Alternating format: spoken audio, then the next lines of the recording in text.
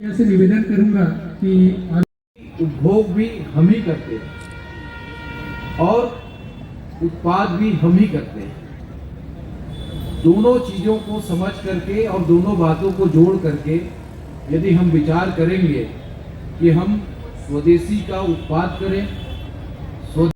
मैं अभी मंच पे देख रहा था, हमारे चेंबर ऑफ कॉमर्स के लोगों ने एक तुलनात्मक पॉम्पलेट बनाया है कि देसी क्या है और विदेशी क्या है।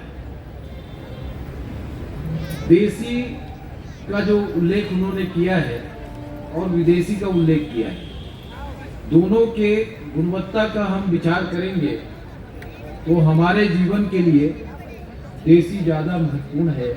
ये साफ उस पॉम्पलेट में दिख रहा है जो आप सबको वितरित भी किया जाएगा। और यहाँ पर जो स्टॉल लगे हैं उसमें भी स्वदेशी वस्तुओं का एक प्रदर्शनी यहाँ पर की गई है और इससे हम अंदाजा लगा सकते हैं कि हमारी क्वालिटी क्या है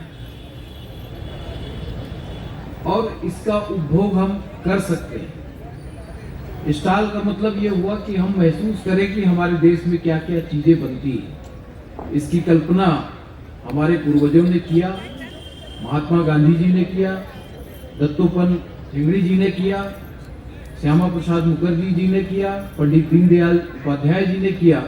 और मैं धन्यवाद देना चाहूँगा इस मंच के माध्यम से हमारे देश के प्रधानमंत्री जी को कि जब से वो आए हैं तब से इस देश के अंदर स्वदेशी को बढ़ावा देने के लिए अनेक प्रयोग किए। हम लोग जानते हैं कि दंकल का जब प्रस्ताव आया तो किस तरीके से विदेशी वस्तुओं का भारत के अंदर आगमन हुआ और उस समय लगभग 4 लाख छोटे उद्योग धंधे बंद हुए, जिससे करोड़ों लोग बेरोजगार हुए। इसमें मोटा मोटी हम देखेंगे तो उसमें फर्नीचर का आइटम था, पटाखे के आइटम थे, खिलौने थे, मोबाइल था। ये सारी चीजें थी जो इस देश के अंदर बाहर से आया और हमारे लोग बेरोजगार हो गए। स्वदेशी अपनाने का मतलब ये है कि हम स्वदेशी अपनाएंगे तो भारत आत्मनिर्भर बनेगा, हमारा समाज आत्मनिर्भर बनेगा, हमारा परिवार आत्मनिर्भर बनेगा, आर्थिक रूप से सक्षम होंगे। और ये देश जिस कल्पना के साथ मोदी जी ने एक नारा दिया है, वो केवल नारा नहीं है कि 2047 तक हम देश के विकसित दुनिया के अंदर विकसित देश के रूप में आएंगे, तो ये केवल नारा नहीं है। और इसके पीछे जो उन्होंने 2047 का लक्ष्य रखा है, वो उसका एक उदाहरण ये स्वदेशी मेला है। और ये मेला ही नहीं है बल्कि एक संकल्प है कि हम सबको स्वदेशी अपनाना भी है, स्वदेशी का उत्पादन भी करना है और इस देश की अर्थव्यवस्था को आगे बढ़ाना है, ताकि पूरे दुनिया के अंदर हिंदुस्तान जो है एक प्रगतिशील देश ही नहीं बल्कि विकसित राष्ट्र के रूप में खड़ा हो सके। इस भाव के साथ उन्होंने अनेक कार्यक्रम स्वदेशी को लेकर के चलाया है। मैं जानता हूं कि किस तरीके से दंकल प्रस्ताव आने के बाद भारत के अंदर हमारे स्वदेशी का एक तरीके से उद्भास हुआ। उसके बाद हम आज फिर मोदी जी के आने के बाद स्वदेशी की तरफ तेजी से आगे बढ़े हैं। कभी हम आयुष का नाम नहीं सुनते थे, आज आयुष जानते हैं।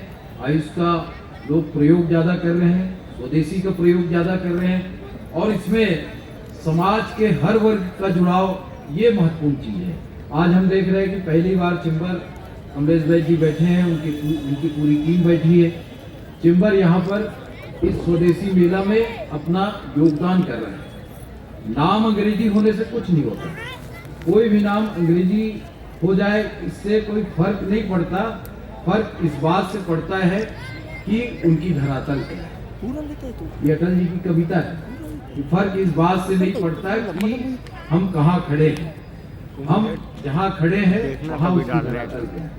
चाहे वो कोई भी संस्था हो, उस संस्था में समाज के लिए योगदान क्या है, ये महत्वपूर्ण चीज होती है। इसलिए मैं इस स्वदेशी मेले में जो लोग भी अपना योगदान किए हैं ऐसे सभी संस्थाओं का बागड़ी जी, विनोद अड्डा जी, किशन यदू जी, राजकुमार शर्मा जी, कमलेश वैद जी, गौतम वापना जी व मन व्यक्त करता हूं कि ये संस्थाएं जब सामने आएंगी तो स्वदेशी ऑटोमेटिकली आगे बढ़ेगी।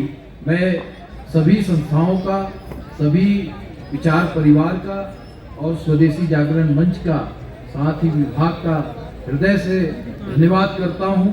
और मैं समझता हूं कि एक हफ्ते का ये मेला बहुत ही सफल होगा, लोगों के बीच स्वदेशी का जागरण पहुंचाने में सफलतापूर्वक एक सप्ताह निकालेगी।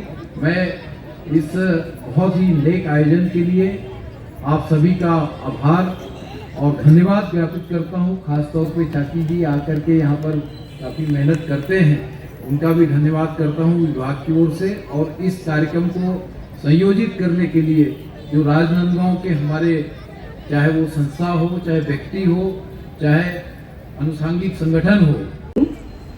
मंचस्थ श्री संतोष पांडे जी, सांसद राजनांदगांव, श्री योगेश दत्त